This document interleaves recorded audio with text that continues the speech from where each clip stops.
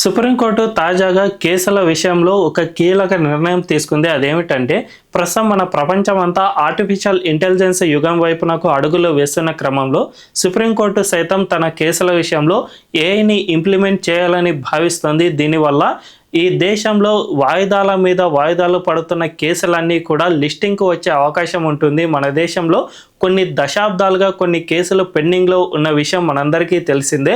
వీటి వల్ల కక్షిదారులు తీవ్రంగా నష్టపోతూ ఉన్నారు. సో దీనంతటిని రూపుమాపాలి అంటే ఈ కేసుల లిస్టింగ్ ప్రక్రియ అనేది చాలా ఇంపార్టెంట్ రోల్ ప్లే చేస్తూ ఉంటుంది.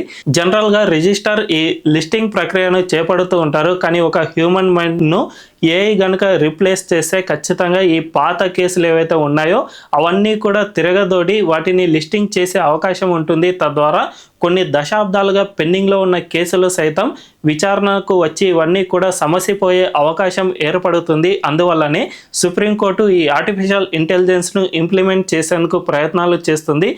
ఈ సుప్రీంకోర్టు కేసుల విషయంలో కనుక ఇది సక్సెస్ అయితే యావత్ దేశవ్యాప్తంగా కోర్టు వ్యవస్థలో దీన్ని ఇంప్లిమెంట్ చేసి కక్షిదారులకు మేలు చేకూర్చే అవకాశం ఖచ్చితంగా లభిస్తుందనే చెప్పుకోవచ్చు.